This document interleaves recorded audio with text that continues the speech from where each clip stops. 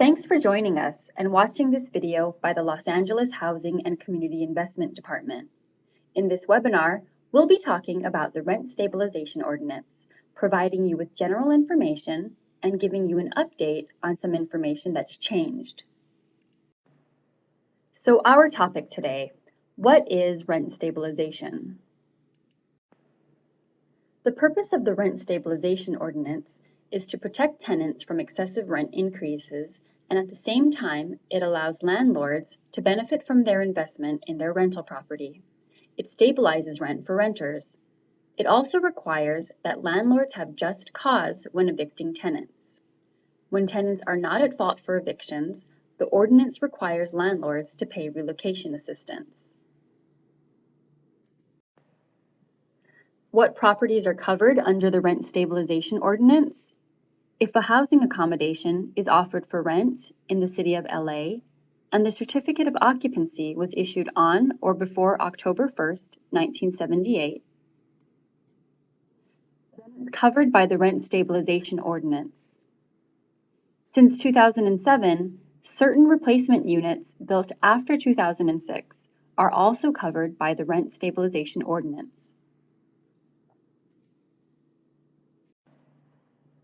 The RSO currently covers about 638,000 housing units on 118,000 properties.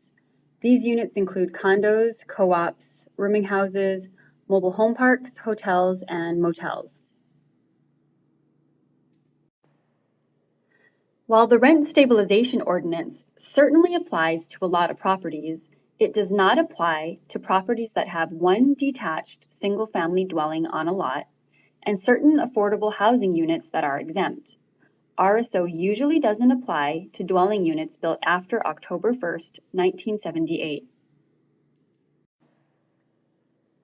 The Rent Stabilization Ordinance does not apply to luxury units approved by HCIDLA, hotel and motel rooms occupied less than 30 days, and rental units in commercial buildings that have been converted and rented for the first time as residential units after October 1st, 1978. The Rent Stabilization Ordinance requires that all RSO units rented or offered for rent must be registered annually with HCIDLA. There are two annual rental unit registration fees that tenants and landlords share. One is a rent registration fee per unit. The other fee is for the Systematic Enforcement Program known as SCEP, and that ensures rental units throughout the city are well maintained. These two fees can be passed on to tenants as long as written notice is provided in advance. In the month of June only, for a 30-day notice in the month of May, landlords can recover 50% of the annual registration fee. On a monthly basis, the landlord can recover 100% of the annual SCEP fee. Under the Rent Stabilization Ordinance, there are two types of rent increases. Rent increases that don't require approval and rent increases that do. So first up, we'll talk about rent increases that don't require approval. Rent increases that don't require approval include these instances. If a tenant voluntarily moves out, is evicted for non-payment of rent or a lease violation, or the tenant is evicted because they failed to move out as part of an adopted tenant habitability plan, or due to a government agency's order to vacate, then the rent can be increased and set to market value. In these cases, the rent is decontrolled and does not require approval. If a condo is being rented and the tenant started living there before 1996, they're protected by the RSO. But once a pre-1996 tenant vacates, the owner can increase the rent without approval and set it to market value. Approval is not required when increasing rent based on the annual allowable rent increase. This amount is set annually based on the Consumer Price Index and may be added to both rent and the security deposit. The landlord also has the right to add on an additional amount for gas and/or electricity. These rates change annually, so it's a good idea, again, to check with the HCIDLA on the current rates.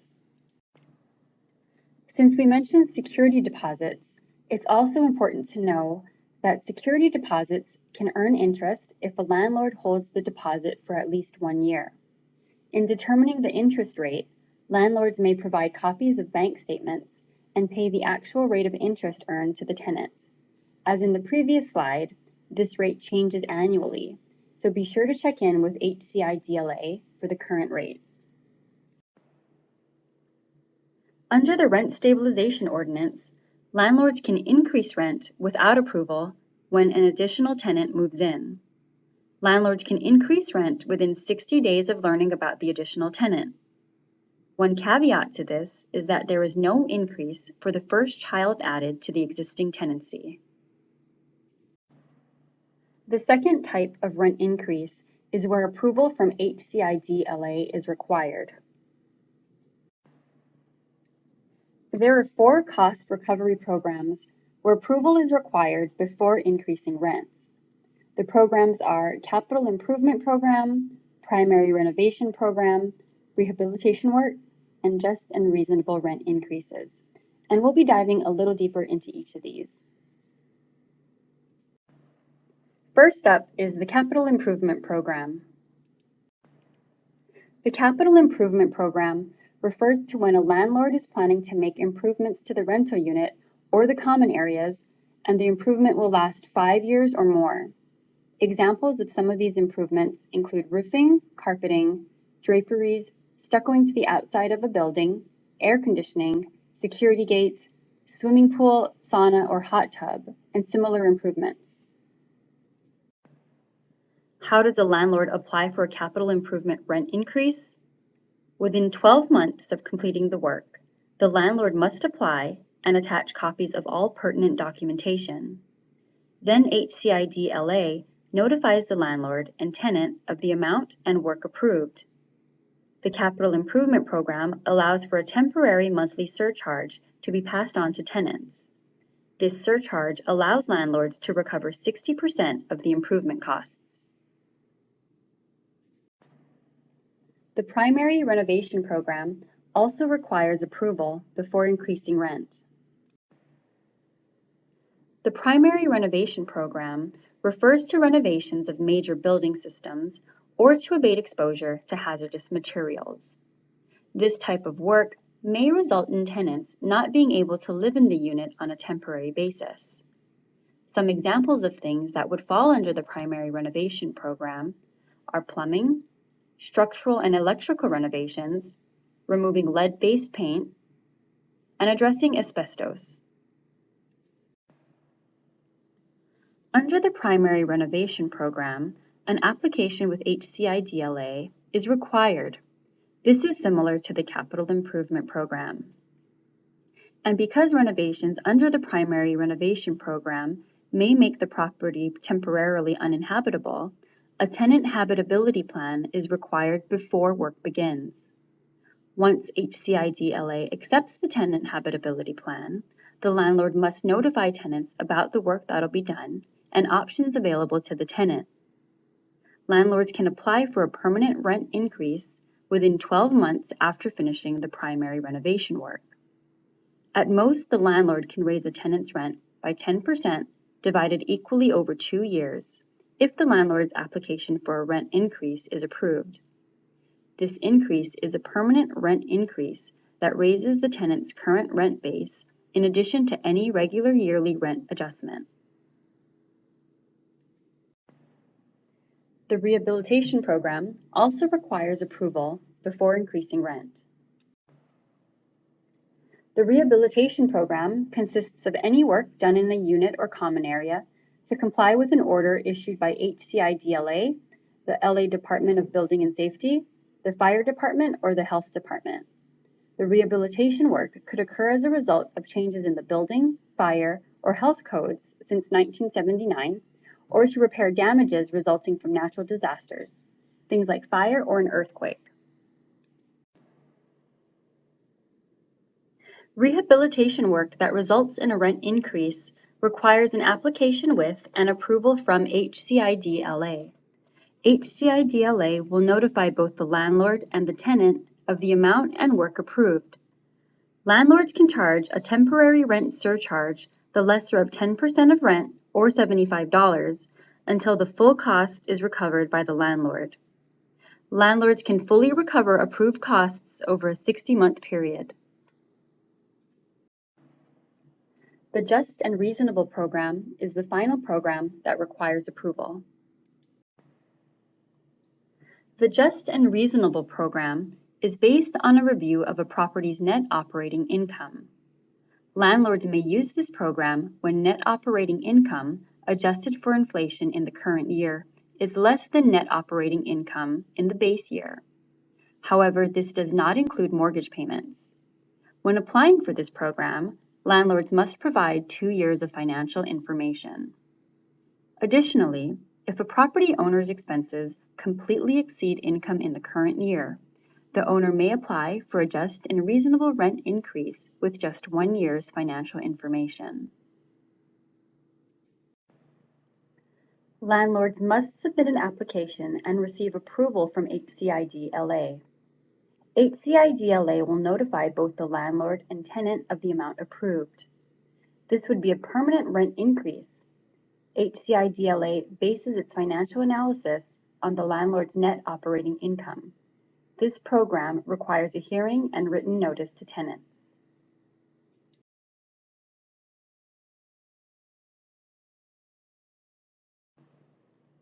To review, the 4 programs that require approval before increasing rent are the Capital Improvement Program, Primary Renovation Program, Rehabilitation Work, and Just and Reasonable Rent Increases. A reduction of housing services previously provided is considered an illegal rent increase. Habitability issues that tenants or landlords have are handled through code enforcement. So what about evictions? The Rent Stabilization Ordinance includes 2 types of evictions: evictions where the tenant is at fault and evictions where the tenant is not at fault. Examples of evictions where the tenant is at fault include when a tenant does not pay rent, violates part of the lease, or is acting as a nuisance. So that's if the tenant is causing damage to the rental unit or common areas, or is severely interfering with the comfort and safety of other tenants. At-fault tenant evictions include instances where the tenant is allowing the rental unit to be used for illegal purposes, including drug activity and gang activity.